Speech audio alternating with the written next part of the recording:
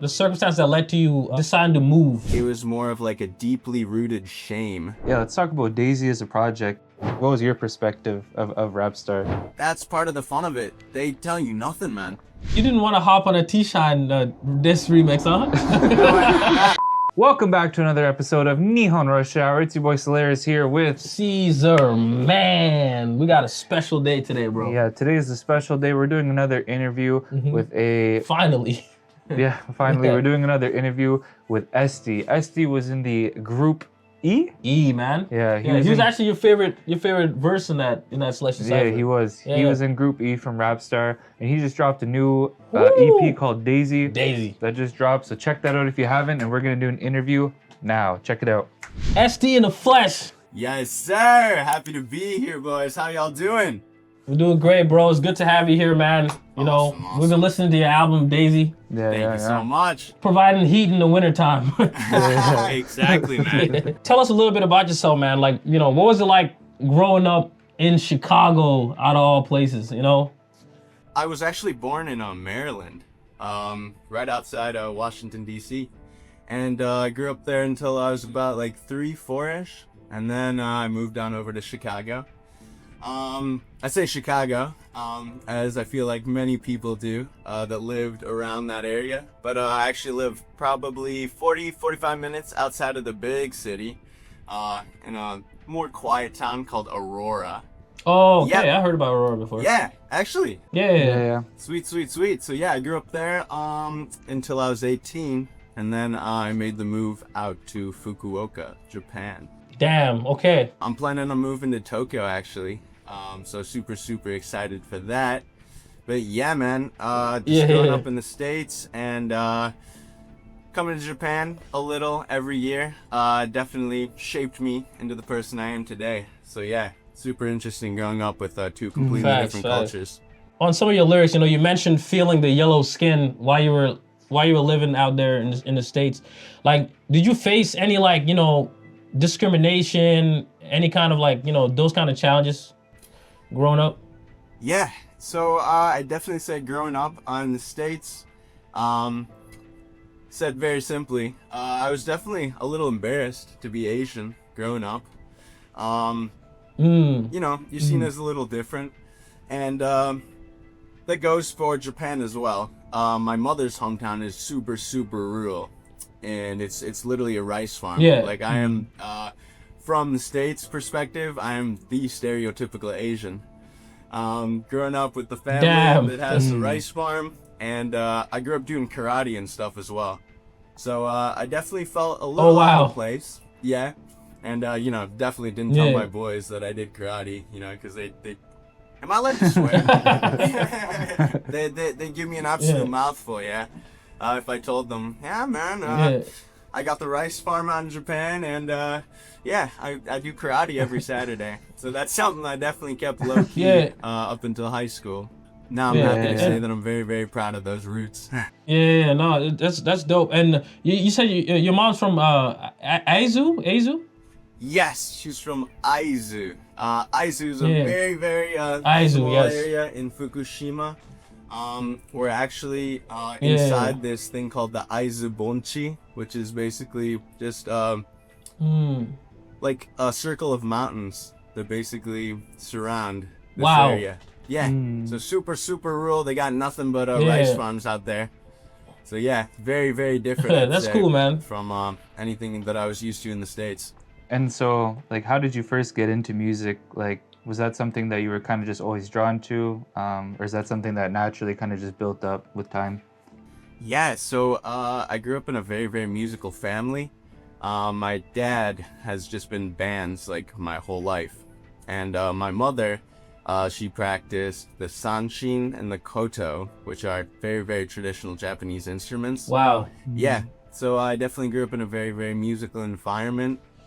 And when I was probably 6 or 7 years old, I was listening to the Beatles, and I really just thought that the whole dream, they really highlighted it very well through their songs and through all their movies and everything like that. So just being a kid and looking up to people that are just bigger than life, like the Beatles, definitely got me into the guitar first. And my dad actually listened to this group called Diggable Planets. And that was, I guess, my first approach into hip hop. So I definitely started on the guitar. I started a bit more on the singing, song side. But yeah, little by little, we went over to the hip hop genre. I was talking to Solaris earlier. I'm like, man, like ST really knows like melodies and he really knows, like you really know how to like sing, man. Like not in a way of like just being able to hit the notes, but in like a soulful way. And I think it's cool because one of this guy's favorite groups is the Beatles. Yeah, me too. Actually, that's well, what I grew up on man. too. They're classics. Yeah, 100%. Like my favorite Sgt. Pepper's Lonely Hearts Club, whatever, is my favorite tape, bro. It inspired me so much, just in general. Yeah, man. Yeah, legendary, man. For sure. So like, obviously the Beatles. You're from Chicago, so you know like there's a lot of hip hop royalty from there, man. So who was like some of your favorite rappers that you listen to, you know, coming up? Yeah, coming up, I'd say, well, out of Chicago, the very, very first people that I got into were Mac Miller and Logic. One of my friends in my neighborhood, kind of introduced me to them, and the rest is history. But in Chicago, I'd say a big inspiration that I grew up with was Chance the Rapper. Just his style that I feel like is, you know, slightly out of the box, as well as his themes that he talks about in his lyrics, I feel like are a lot more relatable to somebody that definitely didn't grow up in the trenches.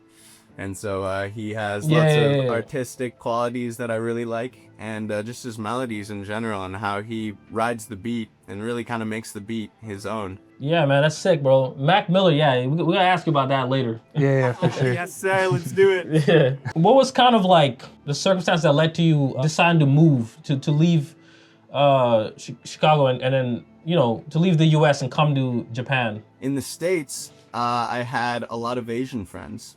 And I feel like a lot of those Asian friends really, really struggled with their mental health. And it's not because they didn't have the resources to cope with what they're struggling with. I feel like it was more of like a deeply rooted shame that they had to reach out for help. I feel like a lot of Asian cultures have that. And in Japan, I feel like just the idea of therapy or, you know, even going to a doctor and getting yourself checked out for anything mental can make you be seen as weak in the society.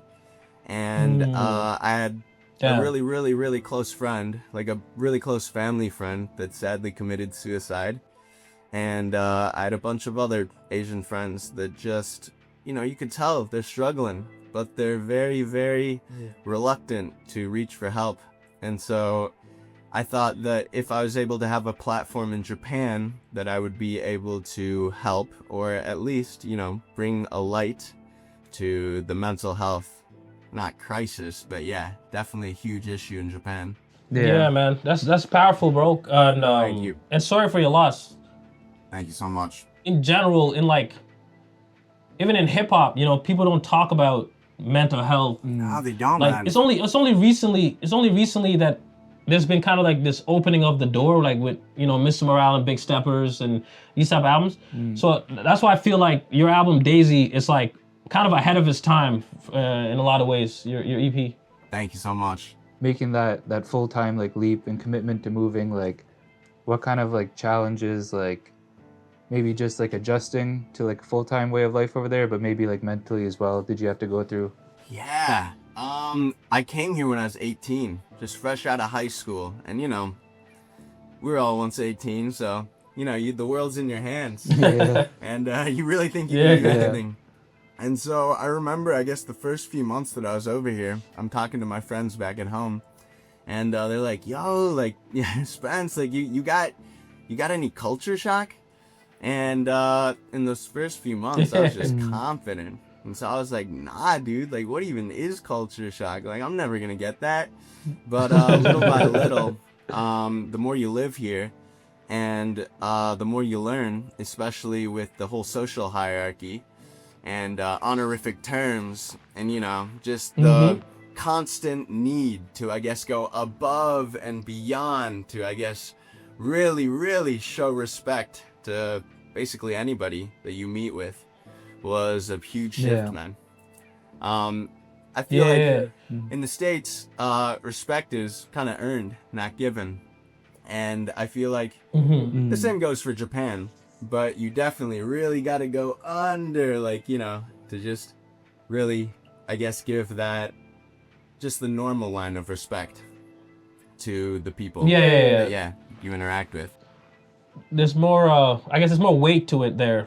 Yeah, man. Just the words you use and the way that you phrase things is very, I'd say nitpicky, but at the same time, you know, I'm still learning. And That's actually what I want to ask you kind of next is how, being somebody who's mixed and somebody who comes from two very, like, I would say very, like, powerful and unique cultures, right? Like, you have, like, a shared identity, like the US, where it's, like, loud and expressive, and then Japanese culture is more, like, reserved and humble. So how did you, like, as an artist, how do you, like, you know, I guess decide which one edges out on your music, in your art form, or do you kind of just let things happen? Yeah, great question, man. I definitely try my best to let things happen, but I tend to think a lot.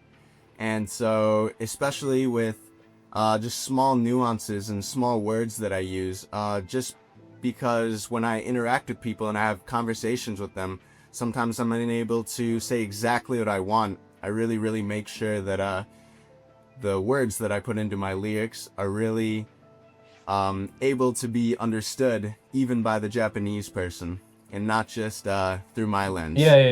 So that's something I was kind of wondering too, because like being like originally like in Chicago a lot, so when you go to like write a song from the jump, are you writing it, I don't know how to word it properly, but like are you writing it from like in an English kind of perspective, or like you writing it like from like a Japanese perspective? Like how do you, what's your process for that? Yeah, so now that I've lived here for around 5 years, I'd say that just my thinking has become a lot more Japanese. But that lot more Japanese is still coming from the perspective of somebody that grew up in the States. And so my Japanese mind, I still feel like is a bit more Western than the average Japanese person. So, when I think of lyrics, I really try my best to phrase everything through Japanese, no matter even if it's an English phrase. Like I'll take a second to think if the average Japanese person could even, you know, understand the phrase to begin with. And once I put everything through that filter, I usually like to let my song sit for a bit, and then I'll go back and listen to it with a clean slate.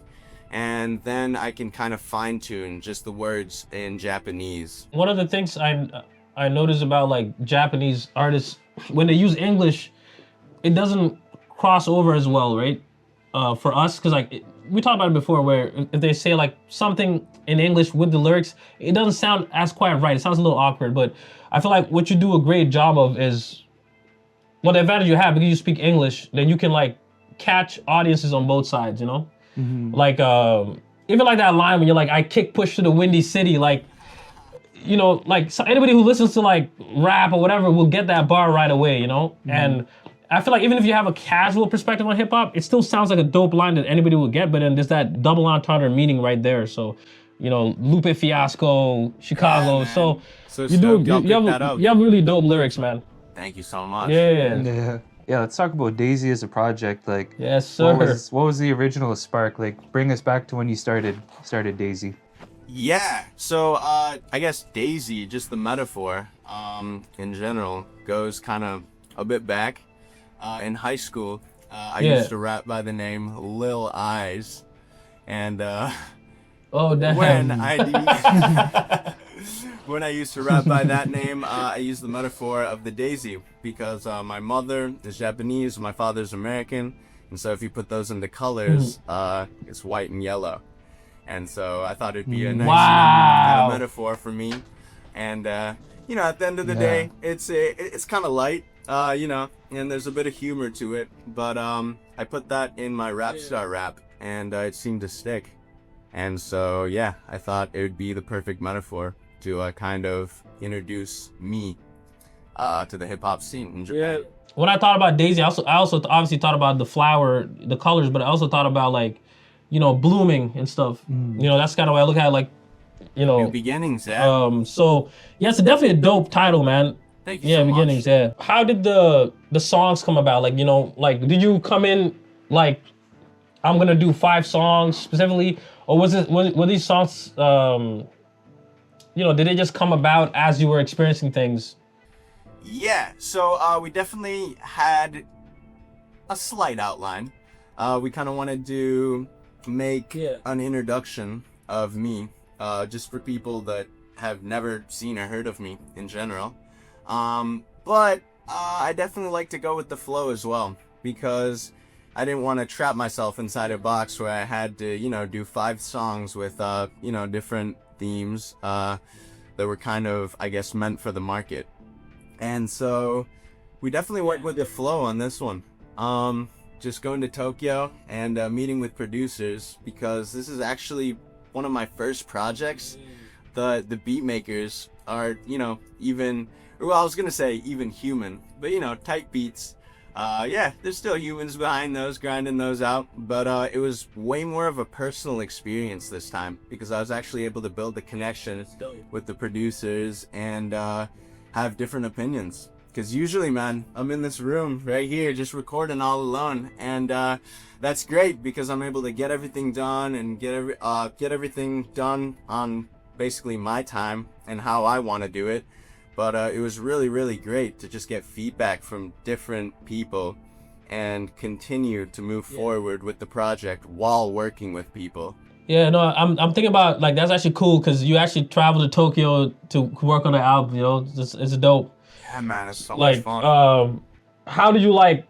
I think one of my favorite beats on the track is on the tape is the last track by the Lion Melo beat, bro. That stuff is, that beat is insane. Yeah, I know, right? Crazy. Shout out Lion Melo. Yeah, how'd you look up with Lion Melo? Because we just really discovered him recently with some of the Red Bull freestyles. Yeah. Gotcha. He's pretty sick. Yeah, man, Yeah. he's killing it, isn't he? He's killing it right now, man. So I feel like that beat on your tape is one of the best beats that I've heard from him so far. Yeah, thank you so much, man. It's an amazing beat. Yeah. Yeah. We actually had a rapper in Fukuoka that we were connected with that did a song with him. And Oh, that's sick. yeah. Yeah. He introduced us right to him, and when we went to Tokyo, he was nice enough to just meet with us on the fly. And so we had a drink with him. That's sick, man. And yeah, we were able to talk about our backgrounds and kind of what we want to do moving forward. And he's a super motivated, super chill guy. And so yeah, it came together. As soon as we went back to Fukuoka, he hit us with the beat, and yeah, we got to cooking and finished that thing in about a day. Each song individually, like, tells a story, but then together, you know, the whole tape itself tells a full story, you know, about love, self-love, or like Stand Tall, you know, you talk about emphasizing like competing with yourself rather than others, you know? Yes. How did you develop that mindset? Like, did you have to like fail first to learn that, or was it something that just, you know, you instinctively you felt? Great question, man. I definitely feel like repeated failures have definitely built up this mindset, but in something like music or arts in general, I feel like you just have to keep putting stuff out. And as a up and coming artist, you really put a lot of passion and time and just hard work into everything you do. And so it's very easy to really hope for the best and hope every single thing that you put out is like your next big hit. But you got to continue that process over and over again for your stuff to even see the light of day. And so I feel like just with my journey with music and just life in general are repeated failures that have come to many good things. And in the moment when I fail, especially when I fail hard, I definitely feel like it's the end of the world, and I definitely feel like there's not much stuff that I can do to make it better going forward. But time and time again, thankfully, all of the repeated failures that I've gone through have led to success and just led to something blooming in general. I like that. I like that blooming. The Daisy exactly, bar. Man, exactly. Shout out. When I was listening to it, I told this guy it reminded me of like the beat. Remind me of like something you would see on like a D Rose highlight compilation. You know what I'm saying? Hell yeah. Like it had a very motivational vibe like to it. Triumphant. Yeah. Exactly. There's a part I think, you know, on the song, I think you're talking about when you were like 15, or maybe it's a different time, but you almost talk about like this kind of like deal that you were doing that went wrong, you know? Yeah. And then, but you decided like from that moment not to like get revenge because you didn't want to be like that. Like, you know, how hard was it to like change your mindset? Especially when everybody around you is like, you know, maybe going down that path, or Right. It's just easy to get influenced to have that mentality. Yeah, definitely, man. There was many kids, I guess, in my neighborhood that weren't as fortunate as I was. And they grow up in an environment, you know, where they don't have parents and they don't have money, and there's not food on the table. And so not only was I able to understand, I guess, the other perspective, but at the end of the day, having had that experience myself, in that moment, I was filled with rage, man. And all I wanted to do was just get back at the person that wronged me. But thankfully, I was able to come to the conclusion that if I keep doing this, all those kids, they end up in jail.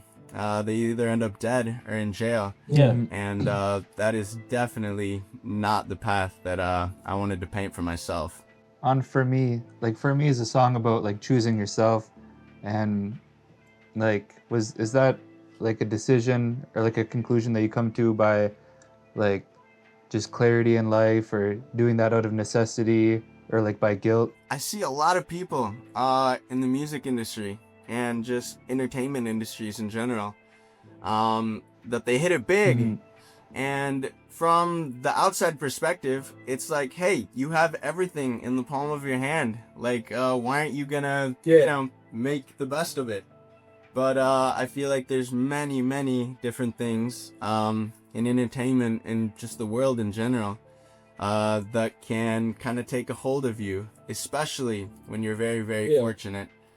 And so, yeah, not only do I want to live for me in the sense of my dreams, but I also really, really don't want to forget the original feeling that I had towards music and how much I loved it, and just the passion that I have in general for music. Yeah. That's really important, because that, I guess, lighting in a bottom moment that a lot of artists have when they start, it fizzles out, and then they kind of get disillusioned, you know? Totally, man. And when that happens, I really hope that I'm able to stand tall and really be proud of what I've made, you know? I love the message on Happily Rich, you know, the concept of like valuing experience and encounters more than like material wealth, you know, because you can't take that with you to the grave, you know? Cannot, man. You're gonna ask him about Smile Back, because I know this guy can't wait to get into the Mac Millers. Yeah, Let's go, man. A Smile Back. Of course, Mac has a song called Smile Back, but just listening to like that part of the verse where you're talking about like kids, like a lot of references and homage. To me, like Mac Miller's like a legacy type artist, you know? What would you say like his impact had on you? His career in general, I feel like he started out very frat rappy and ended in a very, very artistic sense. And so with my career as well, I'm hoping that I can branch out into different avenues and really, really explore my artistic side, in the future. And just coming up, listening to him in general, not only was I able to enjoy the musical side of his progression, but when looking at an artist like Mac Miller, you're really able to see, I guess, the journey that the person goes through and how that translates into the music. And so I really hope that I'm able to progress just as a human in general. And I really hope that the music is able to, you know, translate that journey. You mentioned like your mother and kind of like Japanese values and endurance. So how has understanding like Japanese values more like changed your own perspective? Yeah, man. Like I said, when I was growing up in the States, just all these Asian friends just struggling. And I was never, I guess, able to understand just the weight of their guilt and their shame. And once I came to this society and once I actually lived it on my own, not only was I able to understand it, but I kind of had a full circle moment, because one of the things I struggled with when living here was not reaching out for help. And so if someone like me that was able to understand their perspective comes to the country and experiences it for himself and is unable to reach for help, like that's how I felt even after not being able to understand them. So it definitely gave me a new perspective on how the culture really builds everyone's minds. Did you feel like kind of like pressure or responsibility to like succeed because of all the people who kind of like, you know, it's almost like you're carrying that weight on your shoulder, like all those like, you know, people that believed in you or people who didn't have a chance that you have maybe for a new beginning, you know? I definitely feel that pressure. And not only does it push me, you know, and motivate me, but you know, at times it can definitely stress me out. And so just being able to experience that firsthand definitely made me able to empathize with the Japanese people in general more. The idea of smiling back is just so powerful, you know?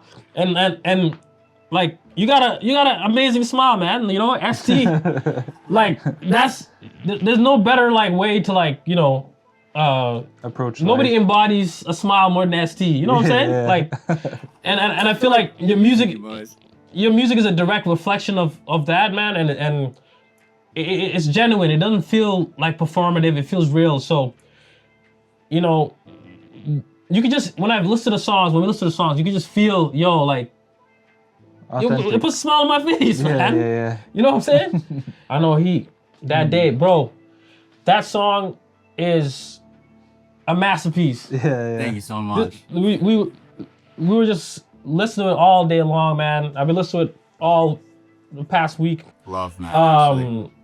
At a surface level, it was about like love and like letting go of this one girl. But I also felt like it was kind of like a love letter to like your past self at the same time. I wrote this about my favorite girl that I had the chance to go out with when I was in the States. And not only do I feel like I left a portion of myself with her or in my city, but in the second verse, I talk about things that I struggled with. Such as, you know, my greed and not being able to control myself and basically making her worry.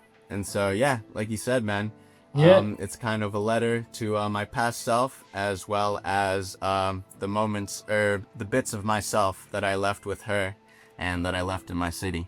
It's very hard to let go of something, even if you know it's for the best, you know? And especially during that moment when you're making that decision, you know, you feel like everything in your body is telling you don't do it, whatever. So like, how hard was it, you know, to let go, not forget, but to let go, to move on, be like, okay, I know I'm not going back home, you know, I'm leaving Chicago behind and I'm leaving that girl behind. Like, how hard was it how long did it take you to fully like, you know, I guess, let go of that? It was definitely a journey, but I feel like the beauty of that journey is that I'm able to put those themes and just really pour them out on a beat. And so not only I feel like was that therapeutic for me, but just experiencing everything new has definitely helped me fuse those past experiences with what I'm experiencing now. And so once Now, yeah. I sing everything and I write everything down and I kind of pour it out onto a track, it's kind of like a closed book for the past that I'm able to go back and listen to. That's sick. And reflect on in a more positive light, I'd say. Yeah, man. I think Daisy was a great album, bro. Like, I don't know. Like I already said, I think I already talked about it before. It just feels like to me, it's like the kind of music that the music industry in general needs, you know, something grounded, something that you can listen to and have some kind of takeaway after, you know? Mm-hmm. Well, yeah, man. That's exactly what I'm hoping to deliver going forward. Being a bilingual rapper in Japan, like, what do you think is needed for, like, Japanese hip-hop to be able to cross over and resonate with North Americans more, you know? I feel like just Japan in general is definitely seeing a huge surge in popularity. And I feel like Yes, sir. More so of the people in Japan kind of catering to the needs of like the market in the States. I definitely feel like now with this surge in popularity, people have finally kind of opened their ears to different styles of music. And even if you're unable to hear the lyrics, I feel like people kind of will actually do their research and kind of look into the artists' backgrounds as well as dissect their lyrics.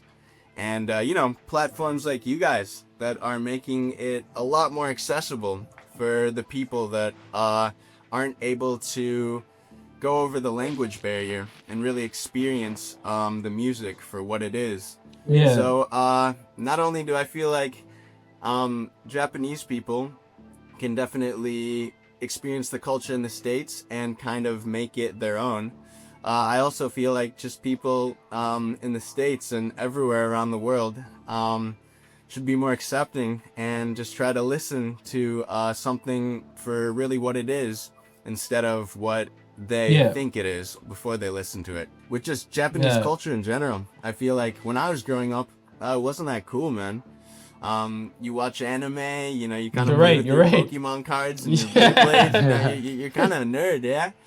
But now... Yeah, they clown you for that, man. Yeah, exactly, totally, man. But now that it's mainstream and now that everybody is able to experience this culture and enjoy it for themselves, I guess without being clowned, I feel like that has been huge just for people to actually discover artists in Japan and actually understand their lyrics and understand their background. And then, you know, they think, oh, well, that's not too different from what I'm used to or what I like. And I can definitely accept this and enjoy it. How was it, man, participating in Rapstar? Like, I think when we react to it, like, you were, it was like, this guy definitely said you were his favorite verse. I remember that. Yeah. Yeah, and you were in it. He was in a stacked group. Yeah, man. And actually, too, like, could you tell us what that process was like in general? Like, what was your perspective of Rapstar and participating? Oh, it was awesome, man. It was such an experience, and just the whole show in general and how it's run. It really gave me a perspective into, I guess, the other side of the industry, and so just everything from the timeline and to everything. From how they contact you and how you go to the places to film was just such an experience, and it really gave me that inside perspective. So I was super thankful for that, man. It was a lot of fun, man, and it was like basically this whole year. I think the beats came out probably around I think April or somewhere around that time. And so, as soon as the beats came out, you know, you just get to grinding, man. And I rewrote that verse like so many times and, you know, fine-tuned it. And so not only was that just a great experience to work on a beat that probably I wouldn't get, but it was also super fun to be able to do it under the pressure and to be able to do it with the thought that maybe more people would be able to see it than they usually do. Yeah, when they're filming the like selection ciphers, like, is it like kind of like you show up to a place, like did you know who else was gonna be like in your group as well, or was that like you just found out like in the moment type of thing, and now you're going into this room and That's part of the fun of it. They tell you nothing, man. So they tell you, hey, Crazy. come here at this time. And I'm like, all right. Like, you know what I mean? Yeah, it's a huge show. So that's yeah, they have crazy. the right to do that. They have every right. But yeah, it was crazy. You go for the Cipher, especially. Mortal Kombat-esque, you know, you just show Exactly, up. man. Actually. Like, you go and it's ready and you do it and you're done. So yeah. I think like what I liked about your Slash and Cipher verse was it was very like true to your style. You know, I'm not explaining it, but I feel like a lot of people might be trying to do something different to capture people's attention and blah blah. But you were really like true like to yourself. You know what I'm saying? Well, thank you so much. And that made you stand out. yeah. Cause I remember those were like one of the verses that stood out the most. You didn't want to hop on a T-Shine this remix, huh? No, I did not. Actually, he was nice enough to contact me about that. When the original idea, I guess, came to light, there's like this huge group chat, and he just threw in everybody. Yeah, I heard about that group chat. Past, yeah, the 40. And so we go in the group chat, and in the beginning, like, he's like calling everyone, and he's like texting everyone, like, yeah, like, you know, let's be boys, like, let's hang out. And, you know, we're in the group chat, there's a little bit of like an idling time, and then out of nowhere, boom, bro hits us with, "Alright, bro, I'm doing another Rapstar disc, so like, who wants to hop on?" And bro, instantly the group chat, just everyone leaves, bro. So, yeah. And I was like, oh, That's all right, crazy. well, I guess that's how it is. And you know, I wasn't in Tokyo, and things didn't line up. Yeah, but I don't know if that is exactly my branding or even what I believe in. So, Yeah. you know, Rapstar gave me a nice solid chance, and yeah, I was able to get my face out there and put my name on the map with this. So I didn't think dissing them was the best choice for me. For No, sure. I think you did a great job, man, because, you know, we obviously discovered you through Rapstar, but like releasing the album right after, like everything, it was great timing, man. And Yeah, I'm out. Super thankful that it turned out that way, man. This is kind of like a side question. This is like super random. Let's do it. But do you have like a favorite like Japanese like phrase or like a motto like Zayu no me Ooh. Oh man. yeah I like asking all my Japanese friends this. Let's see. Right now, one that I like is kokozoto bakari. Have you guys heard of kokozoto? okay, you have to break that down Yeah, first. break that down. Yeah, bro. Kokozoto bakari basically means to do things in the moment and do things because you can only do them in that moment. So I guess, yeah, said very wow. simply, cherish Wow. the moment, man.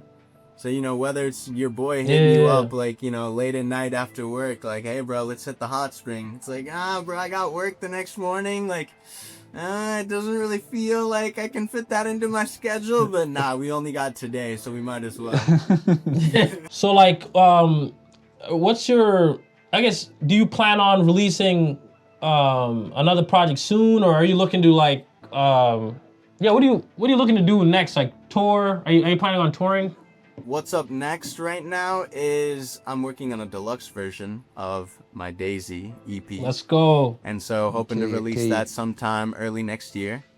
I got a new Yeah. single that has absolute sunny day vibes. And so I think Sick. it would be easy, not only to hit people that don't usually listen to hip hop that much, but I think it'd be a nice single coming right before maybe springtime. And making the move out to Yeah. Tokyo. Yeah. So I think I will be doing a Oh, lot yes. more over there instead of in Fukuoka. And yeah, man, just happy to be here and happy to just still be able to pursue my dreams. Yeah, man. No, we appreciate your time and Dude, you you know, guys sharing are us, you know, your background and just about the album. Thank you guys so much, man.